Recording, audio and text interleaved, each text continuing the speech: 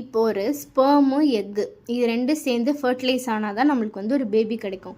So அந்த ஸ்பெர்மும் எக்கும் தேவைன்னா அப்போ அந்த ஸ்பெர்மும் எக்கும் ஃபார்ம் ஆகிறதுக்கு ஒரு ப்ராசஸ் நடக்கும்ல. ஒரு செல்லு வந்து டிவைட் ஆகி தானே ஸ்பெர்மும் எக்கு கிடைக்கும். அந்த டிவிஷன் பேர் மியாசிஸ்.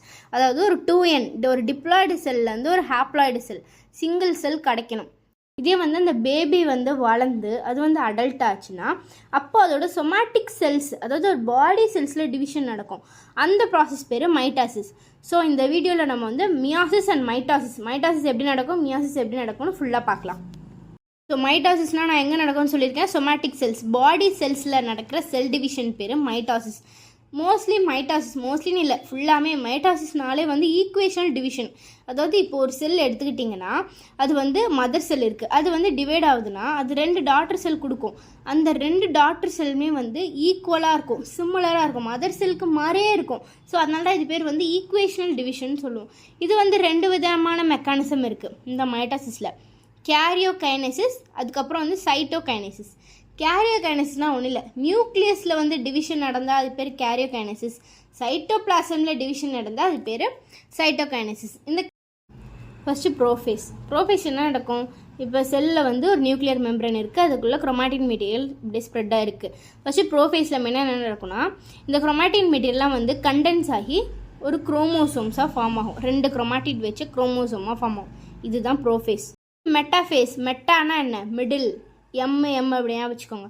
ஸோ மெட்டாஃபேஸ்னால் இந்த ஃபார்ம் ஆகிருக்க இந்த குரோமோசோம்ஸ்லாம் வந்து மிடில் அந்த ஈக்குவேட்டரில் வந்து நிற்கும், அலைன் ஆகும். அப்போ வந்து அந்த செல்லோட 2 ஆப்போசிட் சைட்ஸ்லேருந்து சென்ட்ரியோல்ஸ் வந்து ஒரு கனெக்ஷன் கொடுக்கும். அந்த குரோமோசோம் மிடில் வந்து ஒரு டிபியூல்ஸ் வச்சு ஒரு கனெக்ஷன் மாதிரி ஃபார்ம் ஆகும். இதுதான் வந்து மெட்டாஃபேஸு. மெட்டாஃபேஸ்னால் என்னென்னா அந்த 2 பக்கம் ஆப்போசிட் சைடில் சென்ட்ரியோல்ஸ் வந்து கனெக்ஷன் கொடுக்கும்னு சொல்லுவோம்ல. ஸோ அந்த 2 ஆப்போசிட் சைட்ஸும் வந்து இழுக்கும். அப்போ அந்த என்ன ஆகும், அந்த குரோமாட்டிட்ஸ் வந்து ஸ்ப்ளிட் ஆகி ஒரு குரோமாட்டிட் அந்த பக்கமும் இன்னொரு குரோமாட்டிட் இந்த ஆப்போசிட் சைடும் வந்து மூவ் ஆகும். இதுதான் வந்து ஆனஃபேஸ். இந்த ஃபேஸில் தான் குரோமோசோமோட ஷேப் வந்து கிளியராக படிக்கலாம். ஃபேஸில் என்னென்னா ஸோ குரோமாட்டிட்ஸ் வந்து தனியாக பிரிஞ்சு திருப்பி அது வந்து நியூக்ளியர் மெம்பரனால் சரௌண்ட் ஆகி தனியாக ஃபார்மாக இருக்கும். இதுதான் டீலோஃபேஸ்.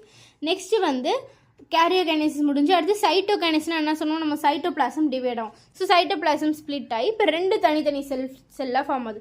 ஸோ ஒரு செல்லேருந்து இப்படி 2 ஈக்குவலாக 2 செல் பிரிஞ்சுதுன்னா இந்த ப்ராசஸ் பேர் தான் வந்து மைட்டாசிஸ் வந்து பாடி செல்ஸில் நடக்கும்னு பார்த்தோம். இப்போ மியாசிஸ் வந்து எங்கே ஃபார்ம் ஆகும்னா இப்போ ஒரு ஸ்பெர்மு எக்கு ஃபார்ம் ஆகணும்னா இப்போ ஒரு ஸ்பெர்மு தேவை எக்கு தேவை அதுவே ஃபார்ம் ஆகணும்னா இந்த மியாசிஸ்ன்ற செல் டிவிஷன் மூலயமா தான் ஒரு ஸ்பெர்மும் ஒரு எக்கும் வந்து ஃபார்ம் ஆகும். ஸோ வந்து ஒரு டிப்ளாய்டு செல்லேருந்து ஒரு ஹாப்ளாய்டு செல், டிப்ளாய்டுனா 2nலேருந்து ஒரு சிங்கிள் என் கிடைக்கிற இந்த ப்ராசஸ் பேர் தான் வந்து மியாசிஸ். இது மெயின்லி வந்து எங்கே நடக்கும், கேமெட்ஸ் ஸ்பெர்ம் அண்ட் ஓவமில் தான் இந்த ப்ராசஸ் வந்து நடக்கும். இப்போ வந்து மியாசிஸில் வந்து 2 டிவிஷன் இருக்குது, மியாசிஸ் 1 மியாசிஸ் 2.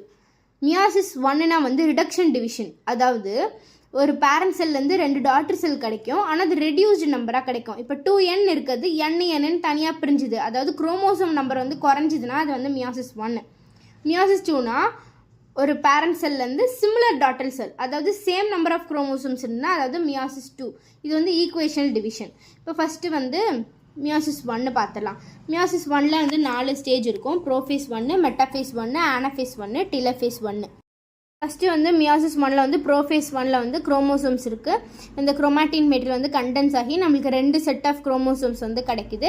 நெக்ஸ்ட் வந்து மெட்டாஃபேஸில் வந்து அந்த 2 குரோமோசோம்ஸும் மிடில் வந்து ஈக்குவேட்டரில் வந்து அரேஞ்ச் ஆகுது. அப்போ சென்ட்ரியோல்ஸ் வந்து அது கூட வந்து அட்டாச் ஆகும். நெக்ஸ்ட் வந்து ஆனஃபேஸில் வந்து அந்த சென்ட்ரியோல்ஸ் வந்து அந்த 2 குரோமோசோம்ஸையும் ஆப்போசிட் டைரக்ஷனில் இழுக்கும்.